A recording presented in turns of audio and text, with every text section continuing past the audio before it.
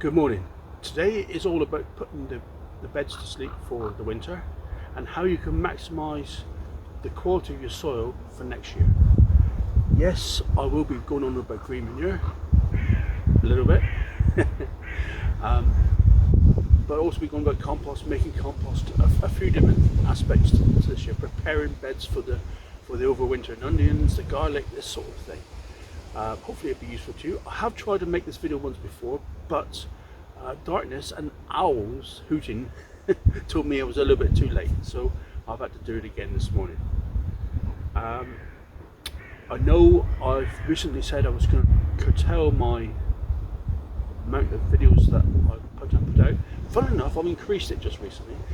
Not any designs, but I've found reasons to make more videos. It's always about learning, and hopefully I can make videos that add value rather than just rehashing the same old thing. I'm always going about winter tears, which are on this bed here, but that's because I tend to think that not enough people bother with this aspect, and you're missing out on so much increase in productivity of gardens by occupying land that will be otherwise bare during winter. The rest of the plots behind me have all been treated with green manures and sown, as you will see throughout the video. If you like this video, please give it a thumbs up. If you dislike the video, give it a thumbs down. No problem to me. I'd like to know. If you can leave a comment, that would be absolutely wonderful, because it all helps the Google algorithm to recognise the video is very popular and very informative. Seriously, it does help. Yeah, so even if it's just saying hi, nope, you're talking out of your backside, whatever you like, it'll help. Thanks a lot, guys. On with the video.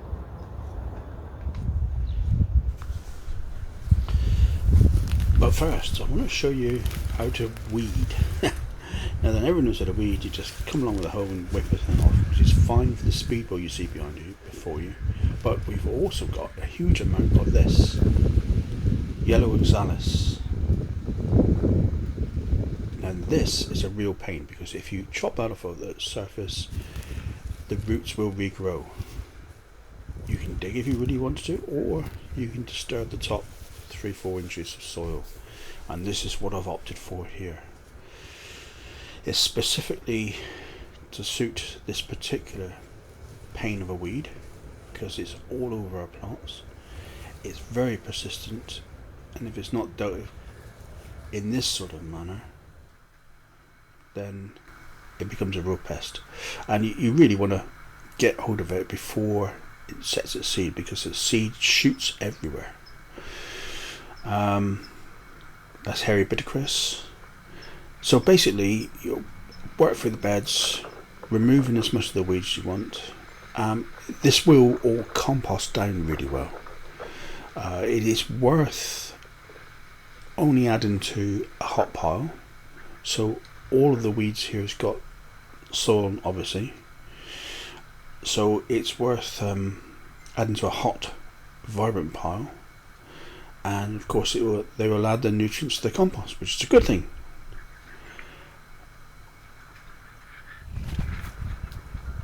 So off it all goes into a wheelbarrow to be composted down and returned next year. The hot compost would do it, no problem. Now then, this bed has been treated with winter tares, which are being sown a week ago. It's a little bit late. It will depend on how this autumn pans out, and the seed is just broadcast. It's not planted in rows or anything like that. It's just broadcast across the soil, and it all looks very good.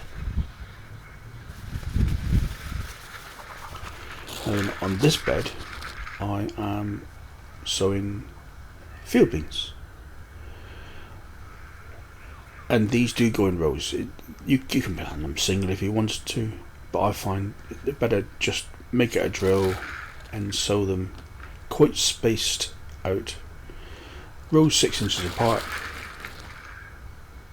Very good. I also have sown quite a few of these in the greenhouse, not because they need heat, they don't. They'll be absolutely fine station sown like this, but I find that I quite often get gaps, and it's quite nice to plug those gaps with a plant that's ready to go. And it is as simple as that. Now, field beans like this, they can be sown anytime during October and the first couple of weeks of November. I think the earlier the better, but if you haven't got time, no problem.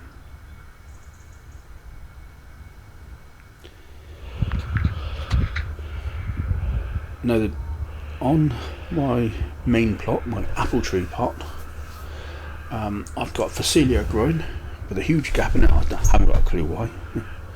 On the end bed here, I've got winter tares that are actually growing quite nicely. I have also got the remnants of the strawberries. Now then, they'll be transplanted very soon now. And this bed that you're looking at now will become the onion bed that I've treated with garlic powder already. The carrots, or the remainder of the carrots that you see in front of you, are in good shape. They're ready to be harvested. I'm in no hurry to harvest those, so I'll leave those as an island of carrotiness.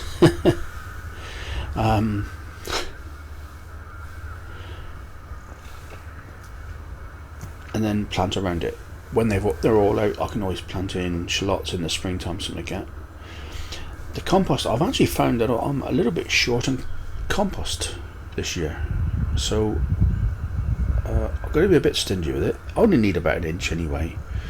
You just add in the nutrition. By adding it to the surface, you're not disturbing any weed seed, and if you've done your composting good enough, then there should be no seed in there. And so just spread it across the soil, and you're making a seed barrier. Now then, this is harking back to my plot that I gave up, and this is the leaves that are left on the plot. They're in pretty good condition. I've removed a lot of them now. If I compare that to the leaf mold, little mouse running across, they're not too dissimilar in breakdown. So I'm actually quite intrigued with this. Now my leaves have got a lot of oaks in them, so it contains a lot of lingering, so they will take a couple of years to break down, whereas many other people can get a leaf mold in 12 months. Thank you very much for joining me once again. Hopefully it's showing you what you can be doing this time of year.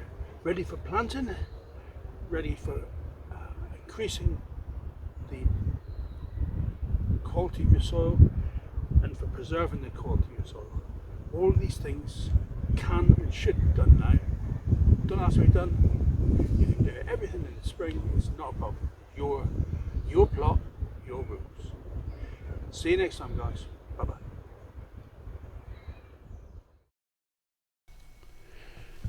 Just before you go, next week there'll be more about compost and how to upscale your compost with nutrition. I'll explain more when I actually make that video, but it's both various different ways using apple scratchings, comfrey, this sort of thing, blended in with your compost, and how I produce really nutrient dense compost out of the original 18-day compost that I make. And I'll explain what I do and when on that next video. Hope to see you there, guys. Bye bye.